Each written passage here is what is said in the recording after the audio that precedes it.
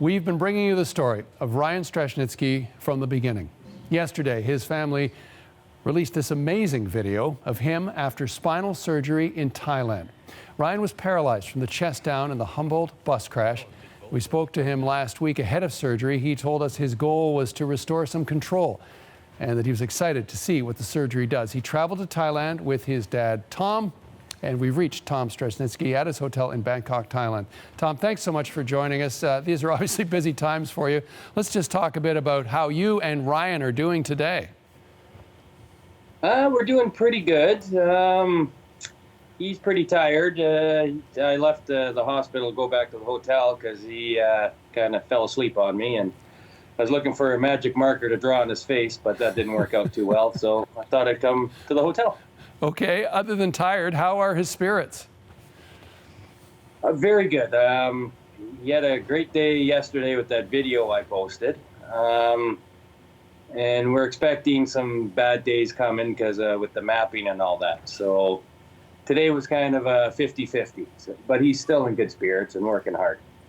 There's a lot to unpack and a lot for people to try to understand about this. So let's kind of go through this slowly. We saw a video of him moving his leg. And how is that even possible? So they implanted the device in his lower back on the left side, and it attaches to his spinal cord just above the injury. And then it sends electrodes, so it's like an FES bike. And so the machine moves his muscles, basically, but he can control it. So what they're trying to teach him is his brain to his foot for now, to move his foot and his leg. So that's where the mapping comes into it. Walk us through that process that he's now going through. So what they do is they have a laptop, and they kind of, how do you say it? They'll amp it up, so they'll put some energy in there to stimulate his muscle.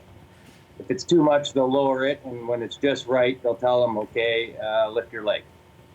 And then he has to take a deep breath. He's just learning. And then he focuses, and then he moves his leg or his foot. So what is Ryan's reaction as this process is taking place? It's actually pretty funny. He didn't think it would be this hard, but it really tires him out because it's like a 2-hour workout on your legs, like being in the gym. And was he surprised? Is this what he expected in terms of, I mean, I guess what's his emotional state like? It's actually, it's quite positive because actually finally saw what everyone was talking about. So he's pretty revved about it. He knows we got 4 more weeks of this.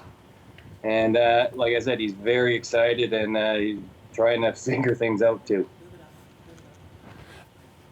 Now, of course, he's all about skating and sled skating now. Is there any chance that he might be able to get some ice time as this recovery process continues in Thailand?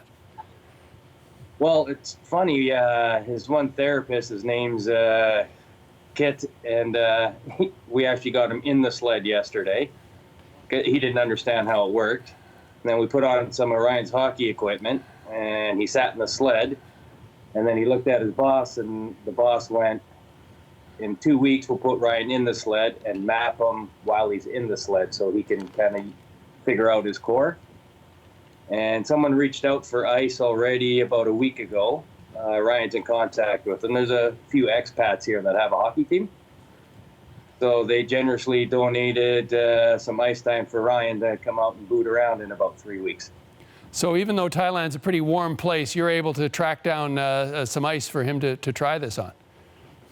Yeah, I believe there's 2 ice rinks in Bangkok. They're all in a mall, so I'm not sure exactly where it is. And to tell you the truth, I'm not exactly sure where we are right now, but I know we're in Bangkok somewhere. Well, you've got some time to find your way around. But this surgery and this device, this would be news to a lot of people that this even exists. Can you talk a bit about how you found out about it? Well, when Ryan was doing his therapy at Synaptic in Calgary, there was a doctor who was paralyzed. His name's Dr. Richie Gill. He did all the research, and he's actually been here twice with great results. So all he told us is, this is where you guys are going. And of course, him being a doctor, I'm not going to argue with him. And we did a little research, and here we are. So it's all because of Dr. Richie Gill. There must be thousands of Canadians who are in a similar position to Ryan with his kind of injury. What would your message be to them who are watching this and perhaps maybe are given hope by hearing his story? Well, this is why we're doing this, is to pay it forward to those others that are in the same situation. Because I shouldn't say we're lucky enough, but we're fortunate enough to go through this journey. And as we're going through it, we're sharing it so others can find out. And we've had people reach Michelle, me, or Ryan asking questions, and we have no problem helping them out because Ryan's going through it so they can see it. This is why we're kind of letting it out there, and also letting it out there to say, hey, Canada, healthcare, wake up. Okay, so that's the message. What do you hope people who are watching take away from watching what Ryan is going through? It's basically do your homework. Like I said, Dr. Richie did our homework for us, so it's kind of like me being back in high school. Someone else did that. But just keep positive. There is stuff out there. It's coming. And there's rumors of something in 2 years coming from Australia and Singapore and Thailand. So there is stuff out there. Don't lose hope. The best advice I can give you is keep your muscles strong, like keep going to physio. So when you do this, you're already that far ahead. Let's look ahead the next 4 weeks, 5 weeks, when Ryan's due to come back to Canada. What do you hope he'll be able to come back to Canada being able to do that he couldn't when he left? Just a better quality of life. Like he's basically chest down, so he's learned to balance himself with his arms.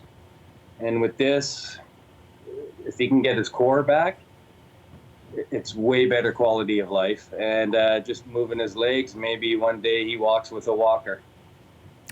Tom, give our best to Ryan when you see him. I'm sure it won't be long before you do. And thank you so much for your time. I really appreciate it. Yes, thanks, John. All the best. We reached Tom Streshnitsky in Bangkok, Thailand.